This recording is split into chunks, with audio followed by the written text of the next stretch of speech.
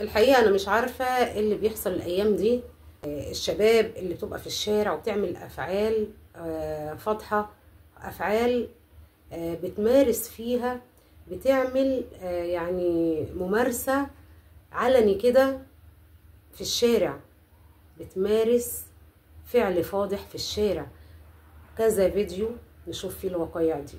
بنشوف الشباب دلوقتي نلاقيها في المواصلات، نلاقيها في الشارع، نلاقيها في اي مكان كده، راكبه موتوسيكل وماشيه او عربيه وماشيه، بيعملوا افعال مخله، بيعملوا افعال وبيمارسوا في الشارع افعال فاضحه.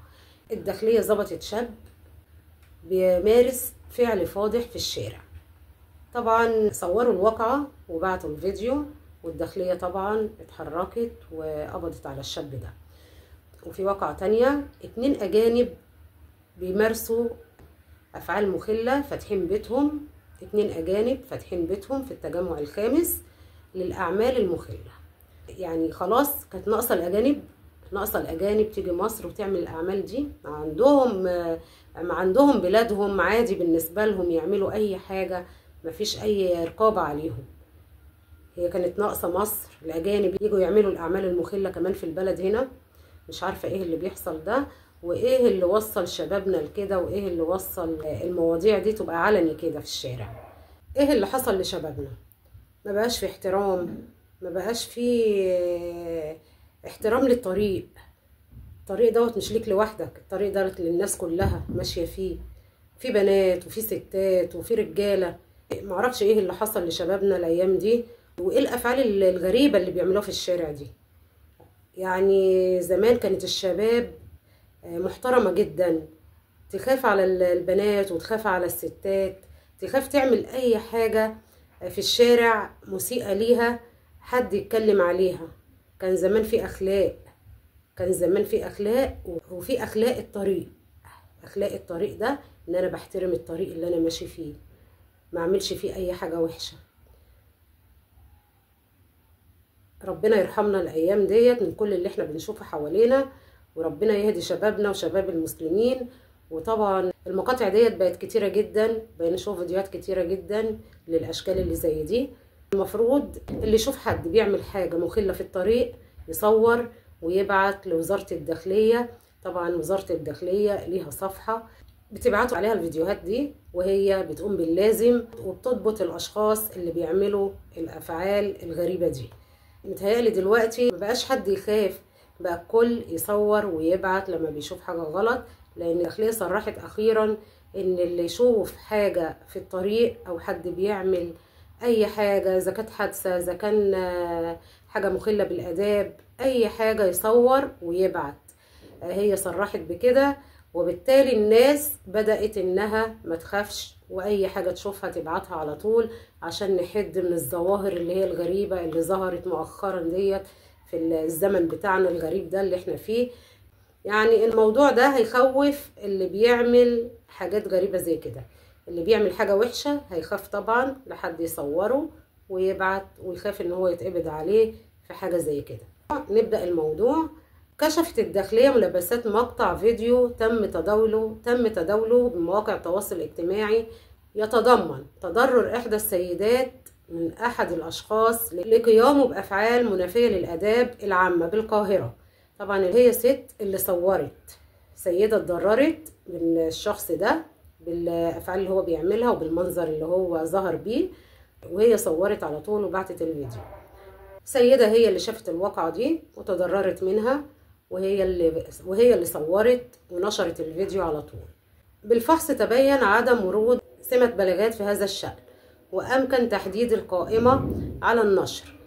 طبعا اللي صورت الفيديو ما عملتش أي بلاغ ولا حاجة، هي صورت ونشرت وبس. والفيديو طبعا تداول وانتشر، والداخلية جابت اللي نشرت الفيديو، حددوا مكانها وجابوها. طبعا هي ما بلغتش.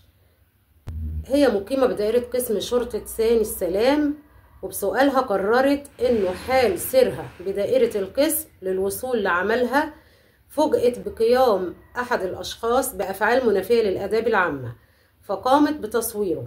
هي كانت رايحة شغلها عادي، فوجئت ان الشخص دوت بيعمل افعال منافية للاداب العامة، وهي قامت بالتصوير ونشرت الفيديو. أمكن تحديد وضبط الشخص الظاهر بمقطع الفيديو، سائق مقيم بدائرة القسم، وبمواجهته اعترف بارتكاب الواقعة على النحو المشار إليه. تم اتخاذ الإجراءات القانونية.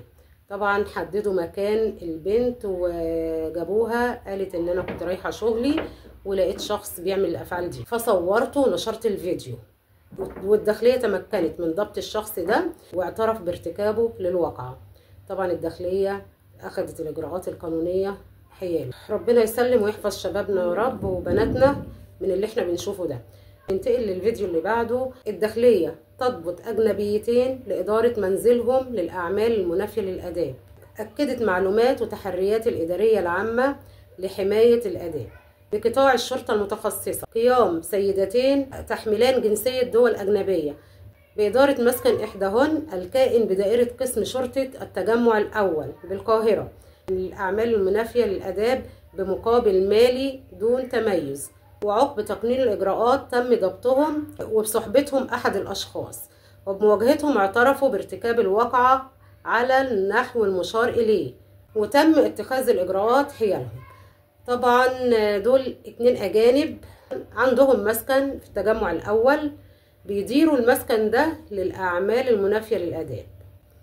طبعا الداخلية ضبطتهم ومعاهم شخص تاني واعترفوا بارتكاب الواقعة، وتم اتخاذ الإجراءات القانونية بالنسبة لهم. ننتقل للفيديو اللي بعد كده. بطعنة نافذة في القلب انتهت حياة شاب مصري على يد بائع متجول بسبب خلاف على سعر التين الشوكي. تفاصيل الواقعة. وقعت الحادثة في منطقة شرق المحطة بمدينة بني مزار بمحافظة المنيا، حين نشب جدال بين شاب يبلغ من العمر 28 عام وأحد بائعي التين الشوكي. وقعت الحادثة في محطة شرق المحطة بمدينة بني مزار بمحافظة المنيا، حين نشب جدال بين شاب يبلغ من العمر 28 عام وأحد بائعي التين الشوكي حول سعر التين، وتطور النقاش سريعا إلى مشادة كلامية حادة قبل أن يقدم البائع على تسديد طعنة في قلب الشاب ليسقط أرضا جثة هامدة وسط ظهور المرة. وسرعان ما انتشر فيديو الجريمة الذي وثقته كاميرات المراقبة بالشارع على مواقع التواصل الاجتماعي، لتتحرك الشرطة سريعا وتقبض على الجاني خلال وقت قصير. اعترف بارتكاب الجريمة، ونقل الجسمان إلى مشرحة مستشفى بني مزار، فيما قررت النيابة العامة حبس المتهم 4 أيام على ذمة التحقيق بتهمة القتل العمد. بائع التين 4 شباب راحوا علشان ياكلوا تين. الواقعة ديت كانت في بني مزار في المنيا. نزلوا بيسألوا على سعر التين، قال لهم طبعا التين بكذا. اعترضوا على سعر التين، قامت مشادة كلامية بينهم، المشاجرة كبرت.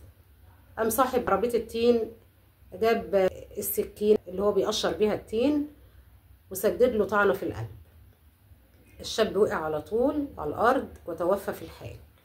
كاميرات المراقبة وثقت الجريمة، وسرعان ما انتشر الفيديو وتحركت الشرطة وقبضت على الجاني خلال وقت قصير. وبمواجهة الجاني اعترف بارتكاب الجريمة. عايزاكم تدعوا للشاب في التعليقات بالرحمة والمغفرة.